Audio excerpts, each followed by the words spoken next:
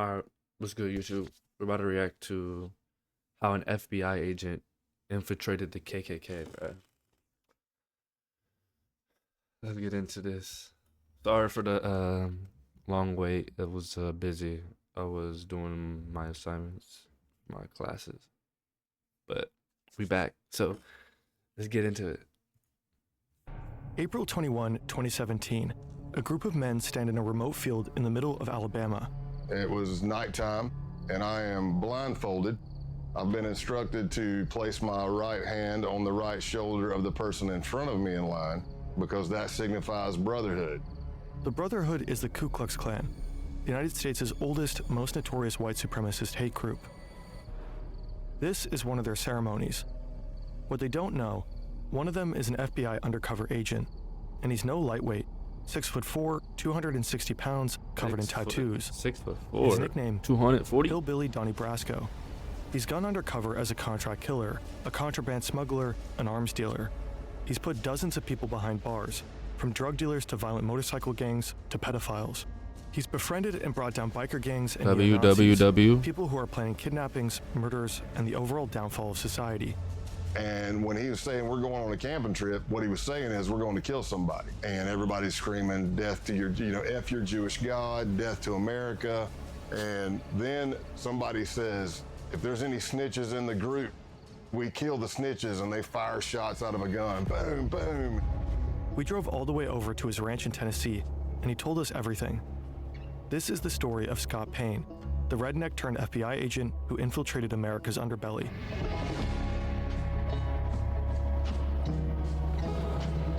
Damn. Yo, this video a little heat, bruh. This video a little heat.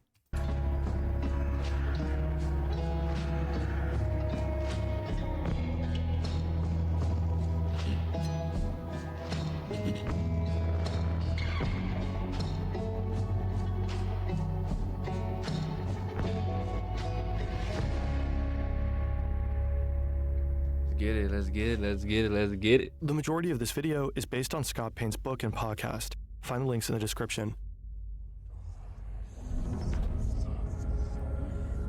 What I saw Chapter was a watery image. It was completely red, and there was a demon looking at me in that watery kind of ripple image with a grin and long crooked finger looking at me saying, "Come here," smiling. Scott is 14 years old, and he's just seen a demon. The year before, his parents divorced, and Scott went down a dark path, consulting spirits, watching diabolical horror movies, satanic rituals, deals with the devil. Oh, hell nah. That's what brought him here, a friend's house, spending the night. They've had a small amount of alcohol, but no drugs, no hallucinogens. I would do like these little vignettes where I would pretend I was being possessed by a demon or I was the devil or whatever. I was on the couch and I was doing this scene from a movie where somebody is like being possessed by a demon. And so I'm fighting in my voice, and then the demon voice comes in, and there's this battle.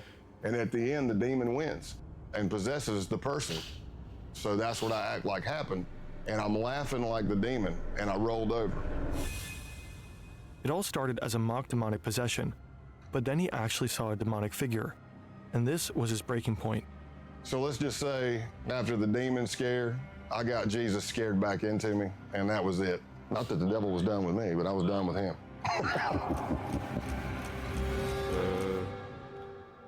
What the? Halloween night 2019. This is Scott on his final major undercover mission. And this is a goat. It was stolen and is now at the center of a pagan ritual. It's been nearly 35 years since Scott's first encounter with the devil. But on this night, the devil is all around him. And he's definitely not done with Scott. Now, we're all in a circle around the goat. Somehow I ended up at the back of it. I don't know how. It was bad luck on my part, I guess, but I'm holding the legs of the goat. He's got this blade, and he's bringing it up and bringing it down in a practice swing, practice swing, practice swing. And finally, somebody says, just do it. Eisen comes down with every bit of force he's got and hits the back strap of the goat, and I don't even know if it broke a hair. I don't know if it's because the back strap's too thick, the blade was too dull, but he hit it, and all you heard the goat was just go, bah, and I'm like, oh man, this is gonna get bloody and bad real fast. The man swings again, nothing. Finally, the blade is replaced with a gun. I said, whoa, whoa, whoa. And he's like, what? I'm like, man, look at what you're shooting at. We're all in a circle around this thing. And then he looks, puts a round right in the head of the goat, and it hits the ground. The fuck? So you think you're done? No, you're not done. Now they slice the throat of the goat, and they fill up a cup full of blood.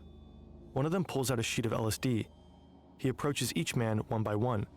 Basically, they would take the hit of acid under their tongue, chase it with the blood of the goat to signify the sacrifice or solidify the sacrifice. Scott is one of the few who decline. So when it gets around to me at the end, I'm looking at the blood and it's already coagulated. It's all chunky and clotty, and I'm looking at it going, man, I really don't want to turn this up and drink it. I mean, this is disgusting. So I dipped my fingers deep into the blood, pulled them out, and then sucked all the blood off my fingers. This is not the Ku Klux Klan. This group is younger, better equipped, and preparing for a bloodbath. And not only animal blood, but the blood of any human who isn't one of them. Jewish and Black Americans, and anyone they consider traitors to the white race. They're by far the most dangerous group Scott will ever infiltrate. Unfortunately for these tripping blood-drinking white supremacists, Scott Payne has other plans.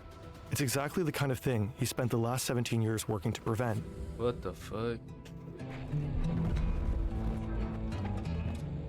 I became an FBI agent in 1998, and by 2002, I'd already done some undercovers for the FBI, but I wasn't yet certified through the FBI undercover school. Sorry for the back so noise. I finally got a slot. September 2002, Quantico, Virginia. This is the FBI Academy.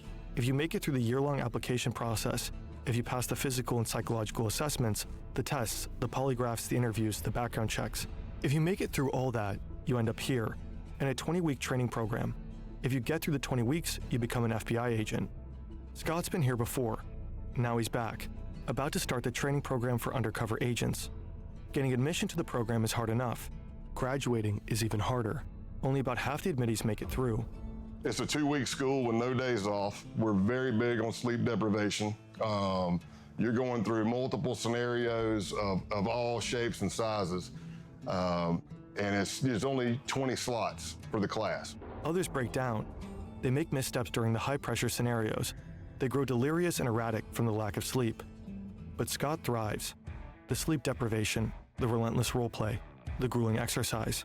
If anything, he feeds on it. Meanwhile, he's learning from his idols, legendary FBI agents like Joe Pistone, who spent 6 years undercover with the Bun on No Crime family. But they don't always notice him. So I remember Joe Pistone coming to speak, and I was like a kid in a candy store, man. I'm like, oh my gosh, this is Donnie Brasco. This dude did 6 years undercover in the mafia. And he's teaching, but he has this thing where he keeps kind of wanting to walk right up to the desk. So he kept stepping on my feet. And, I was trying to get out of his way. And then finally, as he's teaching, he just looks down at me and he says, Jesus, kid, either you got the biggest feet I've ever seen, or I can't see. And he throws a couple of bucks on the desk because he's like still in mafia mode. He throws a couple, he goes, hey, go get yourself a shine on me. And I just took my feet and shoved them under the seat, man. Joe Pistone may have scuffed up Scott's shoes. What neither of them could have known at the time is that Scott would go on to fill Joe's. The FBI Academy trains agents to take down bad actors. More and more of these criminals operate online. Scammers, identity thieves, fraudsters, the list goes on. Such criminals rely on your personal data, your name, your phone number, your email address, sometimes even health-related information. Most people aren't aware that their data has already been exposed and is actively being sold by data brokers online. Incogni helps solve this problem. Incogni scours hundreds Shout out of to what you share Incogni, online. chat. Shout out to Incogni. So once I was certified as an undercover in the FBI, if you're looking on paper, I really didn't jump out. Scott doesn't have a fancy degree. He doesn't speak any foreign languages. His nickname is Big Country, for obvious reasons. So he begins to work as an instructor at the school he just graduated from. Unorthodox, but it got him noticed by the right people. I'm role-playing in these scenarios, and people that are there who are senior undercovers are watching because they're trying to recruit for other cases, and that's how my name started getting out there. So after months, there's finally a possible assignment, one that Scott is perfect for. Sure, he's a redneck with almost no foreign language skills, not suitable for many undercovers, But he has something most other agents don't. He doesn't need to pretend to be a hard-living misfit. He is one. He knows he'll feel at home where he's about to go, but he has no idea how close he'll grow to the criminals he's been assigned to infiltrate and how hard it will be to turn on them. People always have their own opinion of what undercover work is. Some people say it's acting, some people say it's lying. Essentially, this is the definition of undercover work. You are building relationships that you're going to betray. It takes two, bro. That shit was crazy. Scott is on a mission, and his targets, these men, have just arrived. They're members of the Outlaws Motorcycle Club, the main rivals of the Hells Angels. They've been implicated in drug trafficking, prostitution rings, money laundering, the list goes on. And they're notorious for violence against rival gangs. Infiltrating them is exceedingly difficult. Scott Payne is here to do just that. But there's a problem. Part of the intelligence Scott was given is wrong. He was told they wouldn't be wearing their colors. Obviously they are. Scott has hoped to strike up a casual conversation, letting the topic of motorcycles arise naturally. But these guys are advertising their gang affiliation. He can't just go up and say, "Hey, you guys ride." His only choice is to make them come to him.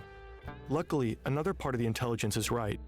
This guy, road named Spanky, loves to be the center of attention. So Scott steals it. He works the crowd. He tells jokes. He talks loudly.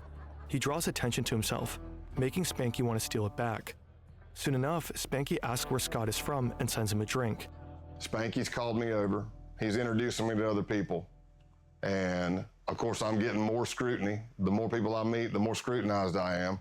Everything seems to be going well, but the real scrutiny happens somewhere else.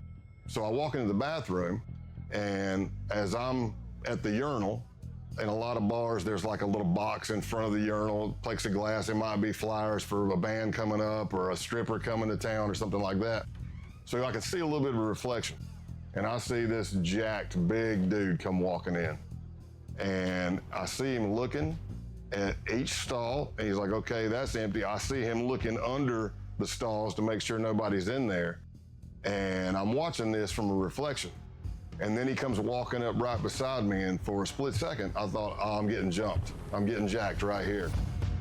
And that didn't happen. He says, so what brings you to Massachusetts? All undercover FBI agents have a legend, a detailed made-up backstory that they have to commit to memory. He's from deep South Texas, up in Massachusetts for work. He loves Harleys and whiskey, and his name is Scott Calloway. As it so happens, the guy grilling him in the bathroom is also named Scott. Scott Town. A lot of undercovers, you bond with people, especially deep undercover long term, but there's never been another person I bonded with closer than Scott Town. For a year and a half, Scott gets to know the Outlaws. He drinks with them, rides with them, fights alongside them. He gains their trust. He becomes their friend. They call him Tex. Scott's legend may be a lie, but the friendships are real. Scott Town becomes like a brother. He likes to drink, I like to drink. He likes to fight, I like to fight. He likes to ride and lift, I like to ride and lift. We completed each other's sentences. We were just kind of cut from the same cloth. They even both have a daughter who's the exact same age. Scott Town is kind of a doppelganger, the person Scott Payne might have become had he not gone into law enforcement. Another gang member, Brian De La Vaga, aka Clothesline, also becomes a close friend of Scott's. He said, and these guys are my brothers, and I grew up around them. He said, but I really don't have that many friends. Somebody that I know would take a bullet for me, and that I would take a bullet for. And in my mind, I'm looking at his face, and I'm going, oh, no, man, don't say it. And he looks at me and says, you're one of those guys. Tomorrow is the big day. Over the course of last year, Scott has convinced the Outlaws that he's a high-ranking member of an international theft ring. They begin running jobs together. It begins small, with insurance fraud and vehicle trafficking. An outlaw reports a motorcycle as stolen. He then files an insurance claim, while Scott sells the motorcycle across the border. A double win. Money from the insurance company, money from the sale. They do this again and again, with motorcycles and other vehicles. But tomorrow's job is different. Some of the outlaws will be serving as security during a major drug deal, a gig arranged by Scott himself. He's revealed that he has connections with a Mexican drug cartel. No surprise, considering his line of work and his proximity to the Mexican border. The stakes are high. If they get caught, they'll be looking at serious jail time. And if something goes wrong during the deal, the bullets will start flying. So when Scott is told to meet the outlaws at their clubhouse, he's not surprised. They probably want to go over the plan one last time. Scott arrives. The place is familiar. He's been here countless times. He knows what's behind every door in the building, except one. Clothesline leads him to that very door. Now he realizes that something is wrong. Scott is told to strip. They need to check him for a wire. Because of the stress of this happening, I forget my middle name. I'm having an adrenaline dump. And for anybody who's ever had it, it can be any traumatic experience, but I'm having auditory exclusion. So what I hear sounds like I'm underwater. It's going whoosh, whoosh. So it's slow. I need you to take all your clothes off. It's slowing down. I'm getting time dilation in my eyes. Everything I see is in string grabs. Click, click, click. I can feel my heart beating through my entire body. My hamstrings get rubbery. Now, Clothesline has instructed me to take all my clothes off. Here's what I'll tell you. If I'm not wired, it's just an embarrassing moment. I'm naked in a small crawl space with two guys with pistols. Problem is, I'm wired to the hilt. But they don't find anything. Scott's recording equipment is not taped to his chest, but in his clothing. So my adrenaline starts settling, and I'm starting to come back to normal, and I think I'm done. And I get my pants back up. I don't know if I have my boots on yet or not. And then Clothesline grabs a piece of clothing that I was wearing. And that piece of clothing has a recording device in it. And I'm watching him, and he starts grabbing the clothing, and he's going through it nice and slow with his fingers. And I don't realize I do it, but there's an audible sigh. You can hear me go, because I don't even know. I don't even know I'm doing it. And he looks right at it and misses it.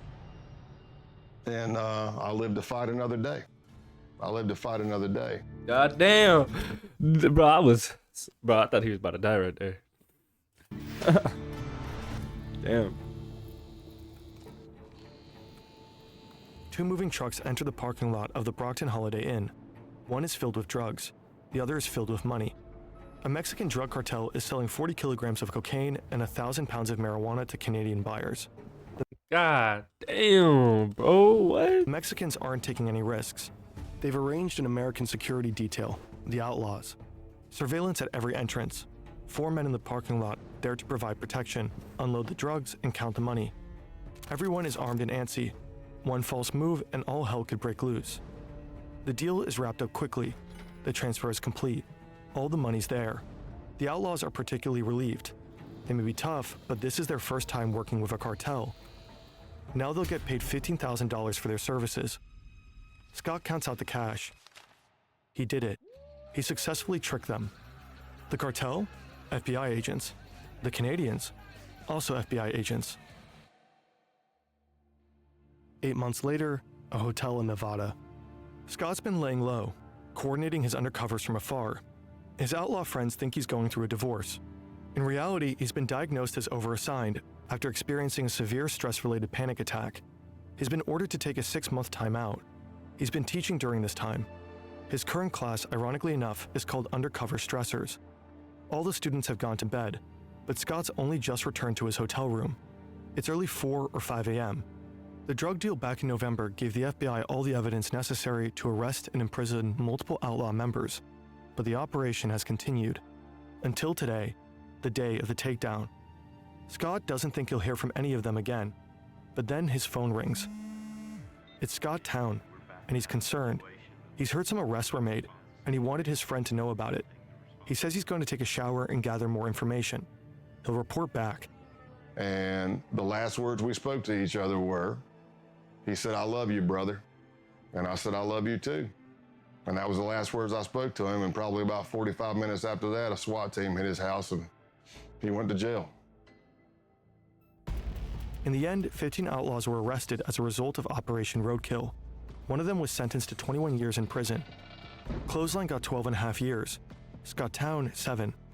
The outlaws never saw their friend Scott Calloway again.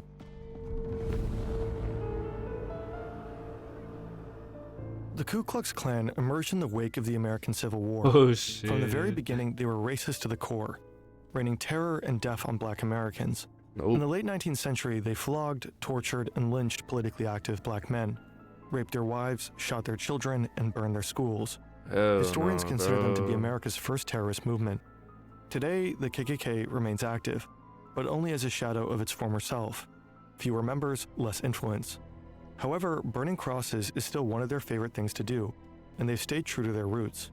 Naturally, as a terrorist organization, they have to act in secrecy.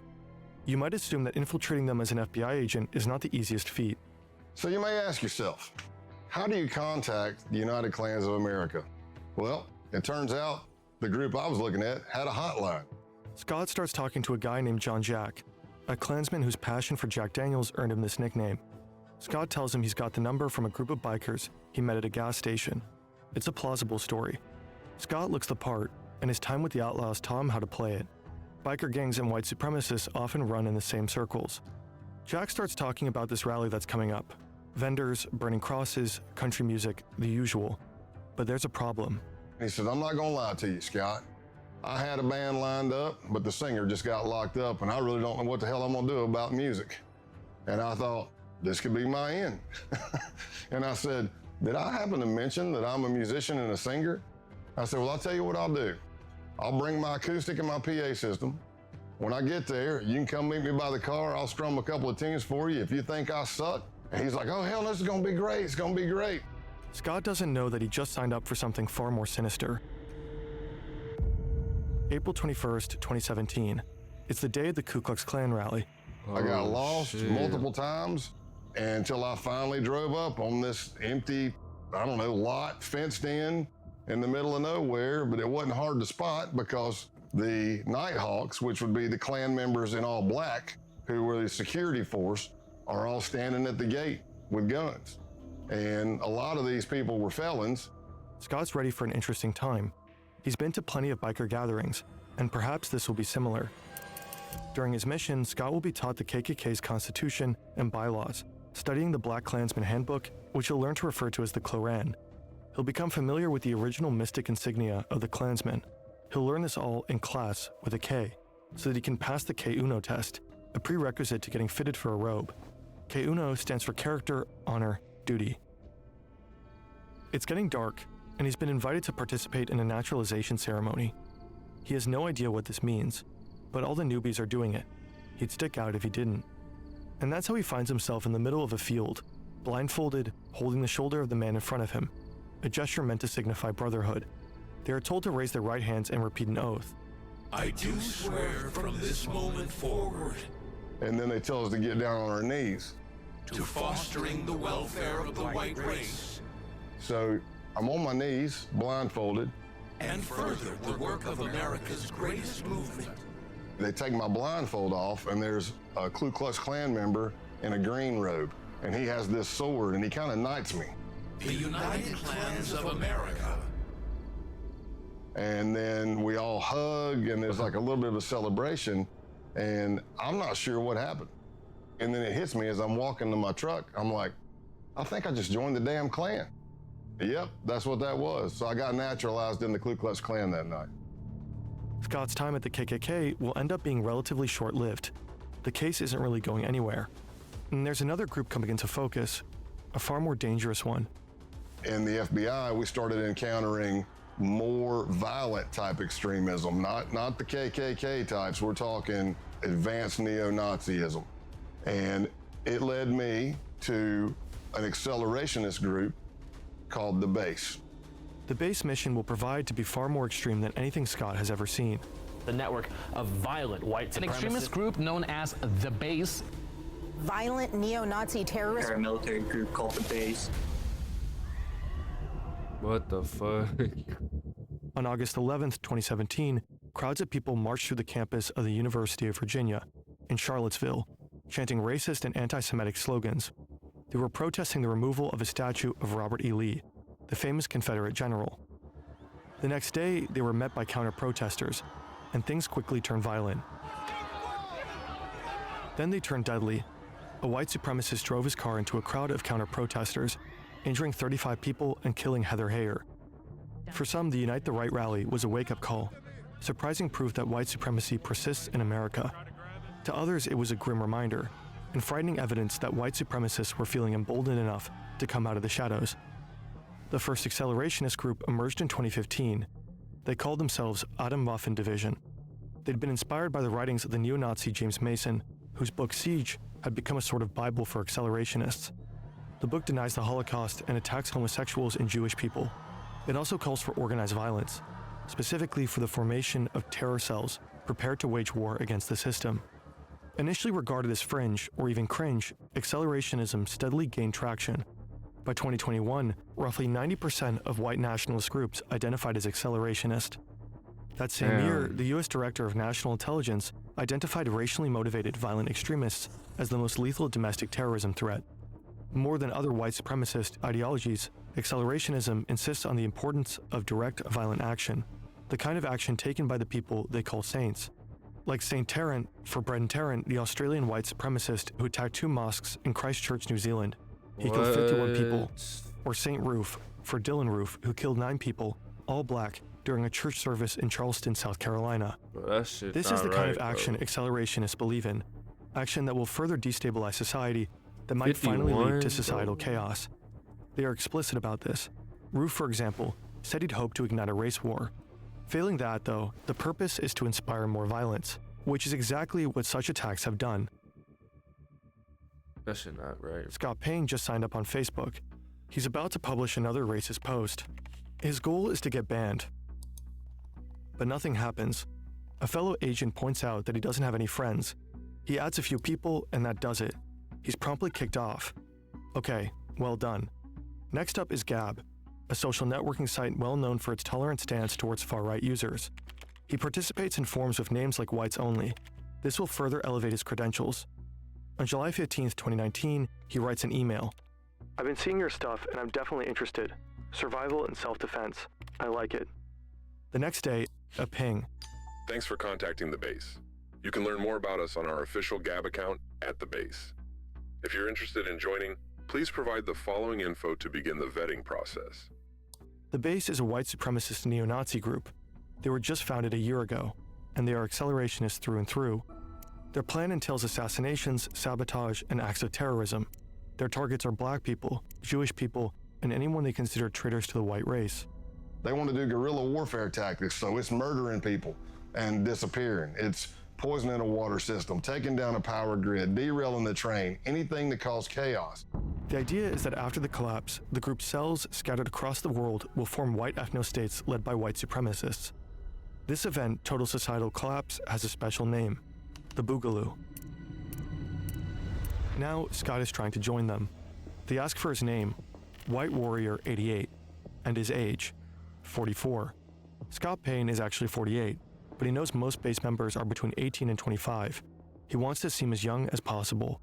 Sex, race, location, military experience, fitness level, special training. Damn near 50. And organization affiliations. Oh. Here, his past undercover experiences pay off. He mentions the Klan and biker gangs.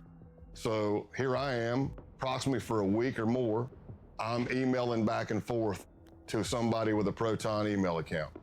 And they're asking me all kinds of questions about my ethnicity, what I can bring to the table, what is my history. And I laid out a story that I was a old biker, shocker, and a former skinhead from South Carolina. As Scott would find out later, the owner of that email account was none other than the founder of the base himself. Online, he's known as Norman Spear and Roman Wolf. He's been on the public's radar since 2018, but his true identity is unknown. That is, unless you're in the FBI. Ronaldo Nazaro is 45, American, born in New Jersey. He'd worked as a contractor in Iraq for the Department of Justice. Now he's in Russia, but it's 2019. You can organize neo-Nazis into a network of accelerationist insurgents from just about anywhere. The email exchange continues for less than a week. Then, Scott is invited for a phone interview. It's supposed to take 30 minutes, but ends up lasting an hour. Now, both Scott and the base have a 24-hour grace period. After that, Scott will need to make the decision. Does he truly want to join? I passed the test and they bring me in and they asked me, hey, where are you located? And I said in East Tennessee. And they said the closest cell to you is in North Georgia. That's where Scott will have to pass one final test, an in-person vetting session. August 2, 2019, Rome, Georgia. To Scott, the men look more like boys. He knows that one of them is the leader of the base's Rome cell, but that's it. They tell him to step out of his truck. Scott isn't wearing a wire. He knows they'll check. But hidden in his truck is a tracking device, put there by his case team. As long as Scott is near his truck, his team will be able to find him. I step out, shake hands or whatever, and he says, hey, I need you to put your phone in airplane mode. And I said, okay. He pulls out this wand thing that I'd never seen before. It looked like a Geiger counter. It had a big triangle card in it, lights all over it. He wands me, and I pass because I'm fine, I don't have anything. Then he starts wanding my truck. No big deal. Until he starts going to the back driver's side of my truck, which is where the case team placed my tracker. That thing he's holding in his hand starts going crazy. The closer he gets to the back of the truck, it starts beeping, beeping, beeping, beeping, beeping, beeping. I see colors going on it. I'm like, oh no, man, it's picking up the tracker. Scott braces for a fight. He's alone. His team knows where he is, but they have no idea something is wrong. But he gets lucky. The other guy wonders if the device is picking up the power lines. And he walks over and it goes crazy. And he's like, damn it, yeah, or whatever he says. Yeah, it's the power lines. Hey, follow us to another location. Scott has to act fast. He has to get the tracker deactivated. And I'm calling the case team and I'm like, hey, you need to shut that tracker off. And at first they're like, well, we can't shut it off.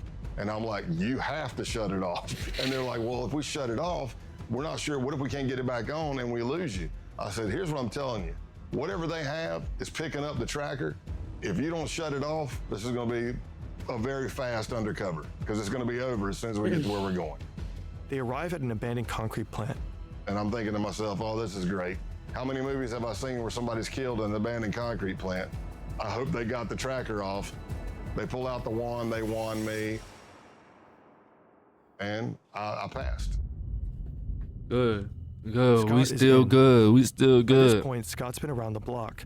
The outlaws, the Ku Klux Klan. But nothing could prepare him for what comes next. Scott has been with the base for over 2 months now. As a boy, he loved camping with his parents and friends. He'd explore the woods, go fishing. But the camping trip he's just been invited to isn't like the ones he used to go on. The list of things to bring contains some unusual items. Weapons, ammunition, and the same kind of camouflage. Flecktarn, worn by the German military. This is no ordinary camping trip. This is a hate camp, an extended training session to prepare members for the Boogaloo. Hand-to-hand combat, weapons drills, grappling. By now, Scott has attended a number of similar training sessions, but this one is different. It's longer, 3 to 4 days, and it's bigger, with base members coming in from around the country: Texas, Alabama, Michigan, Delaware. He's familiar with many of the men he'll be camping with. At least he knows most of their online pseudonyms. Can't Go Back, Ison, Punish Snake, Dima, Big Siege, Zoomnat. All from out of state. And of course he knows his fellow Georgia cell members, Helter Skelter and Pestilence, who vetted Scott back in August with the cell leader himself. TMB, the militant Buddhist. Everyone knows Scott by his code name, Pale Horse. When you're an undercover agent, some cliches are true. Scott has learned to expect the unexpected, yet he fails to expect what would happen at the Halloween hate camp. I wake up to pounding on my window. Pale horse, you gotta wake up, you gotta wake up. I'm like, what's up, man, what's going on? They're like, hey, you gotta get out here and see this. I've been doing undercover since 1996 at this point. And I have never been with a group of people where I had to burn Bibles, burn American flags. I damn sure wasn't part of a group that went out and stole a goat and we sacrificed it at a pagan ritual and drank its blood. And I did all that in 3 days with these guys. What the After they decapitated the What the goat, hell? the group comes together for a barbecue. They roast the goat over an open fire and have it for dinner. All of this, of course, while tripping balls. It's impossible to know what blossomed in their brains that night, what hallucinatory horrors they saw. If their drug-fueled fantasies were anything like their sober ones, then they dreamed of death and destruction, of killing Black Americans, Jews, anti-fascists, and communists, of the Boogaloo. Scott has become upsettingly familiar with these fantasies, and with the beliefs that produce them. Behind each pseudonym is a young man, and within each young man is a darkness. The militant Buddhist's real name is Luke Lane. If the Boogaloo requires it, he says he could kill his dad. Pestilence is Jacob Cotterly. He believes Hitler is still alive. Michael Helterbrand, aka Helter Skelter, says he'd have no problem killing a commie kid. Punish Snake, a former Canadian soldier who'd been doxxed by an undercover journalist, gets emotional talking about it, but he knows he'll have to kill his ex-fiancée when the boogaloo kicks off. She's half black. Scott Payne records all of this, and as he earns their trust, he records more. And we did more and more trainings through that Saturday, but by that Saturday night, we went back down to the holy site and had a bonfire. And that's where the American flags were burned. That's where holy Bibles were set on fire. And everybody's screaming, death to your, F your Jewish God, death to America. And when that training camp ended, that's when I advanced even more in them trusting me. And that's when TMB and Pestilence started bringing me in on murder plots that they had. It's more than 2 months later, and Scott is back at TMB's farm, the 100-acre property where the Halloween hate camp took place. For the last few weeks, TMB has been talking about another camping trip, but he's been cagey. He doesn't want to share information via chat. Scott has convinced him to meet. He wants details. It turns out the camping trip isn't a camping trip. It's a hit job. TMB creates a separate chat room called the camping trip. And when he was saying we're going on a camping trip, what he was saying is we're going to kill somebody. Their target is an active Antifa couple in the Georgia area. It was going to be me, TMB, Pestilence, and Helter Skelter. And we were all going to make entry into the house. TMB wanted me to go with him to kill everybody, while Helter Skelter would be covering out the window to make sure no cops were coming and stuff like that, or help. And then Pestilence was going to set the house on fire. But in the planning of everything, at one point, Helter Skelter says, hey, if you don't mind, I'd like to pop my cherry on this one. That confused me because it means something completely different to me. And I'm like, what do you mean? And he said, I would like to actually put a bullet in somebody's head as well. After casing the house, they begin the next phase of the murder plot, planning. It was pretty extensive. Like, you go to a camping site, we leave everything digital, everything phones, everything there. We go scrub ourselves at a pay-by-the-hour motel. We tape our pants to our shoes, our gloves to our shirts, Vaseline on eyebrows and facial hair. See, this is all to avoid leaving DNA for law enforcement. At one point, TMB had done research, and he said that he read that the first time somebody kills somebody, they lose control of their bowels. So he was suggesting that we all wear adult diapers. I didn't tell him that I'd killed somebody before, but I told him I think I'm okay. I don't need any diapers. I was just as shocked when I got brought in on this murder plot as most people were. What the hell? But while this is going on, the Baltimore cell, which is Can't Go Back, and Eisen and Punish Snake, are planning to go to this Second Amendment gun rights rally in Virginia that they thought was going to be the kickoff of the Boogaloo and the D-Day, the race war.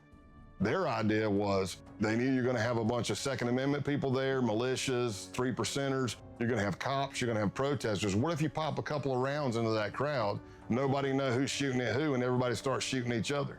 That could be the set-off. Scott and his team know they have to stop him, and there's no time to lose. The pro-firearms rally is on January 20th, 2020, just a few months away. They jump into action. The next weeks are a flurry of activity, meeting, coordinating, and planning. Finally, the day of the bust arrives. It's a Wednesday, and I'm in Rome, Georgia. I pick up Luke, who's TMB, to go to lunch, and we pull out, and as I'm driving down the road, I knew what my ruse was going to be. I was going to say something was wrong with the truck, but sure as you know what, the truck made some loud sound I've never heard. I didn't hit anything. Something just went, and I was like, did you hear that? He's like, yeah, and I go, man, if my brake calipers are frozen again, I'm going to be, because that did happen. So I took a left out of his neighborhood, pre-planned by the SWAT team, and I pull up tight to a fence. And as I go, hey, I'm going to get out and check the truck. So I'm walking around the back of the truck. Another vehicle pulls up. He doesn't know who they are. I know who they are. They're part of the case team. And the guy says, hey man, you need any help with that? And I look up and I'm like, oh my gosh, I can't believe it's you. What are you doing in Rome, Georgia? He goes, what are you doing here? I'm like, man, I haven't seen you. And as I'm doing that, there's the distraction. Here comes a Bearcat with a SWAT team over the hill, barreling down the hill. But Luke's looking at me, not at the car coming. And when that thing is coming, I jump in the back of the agent's truck and I'm like, go, go, go. And you could hear the SWAT team giving commands. And luckily, the arrest went down without an incident. The next morning, SWAT teams arrested Eisen, Can't Go Back, and Punish Snake. Essentially, we kind of tore down the base. Luke Lane, aka TMB, was sentenced to 6 years in prison. Jacob Cotterly, Pestilence, got 13. William Bilbro, Eisen, 5. Patrick Matthews, Punish Snake, and Brian Lemley, Can't Go Back, 9 years. According to a recent Guardian article, the base is enjoying a resurgence. Its founder, Ronaldo Nazzaro, continues to live in St. Petersburg. Scott retired in June 2021. At his retirement ceremony, attended by friends, family, colleagues, and top FBI brass, June 30th was named Scott Payne Day. Fire, bro. Yo, chat. That shit was a movie, bro.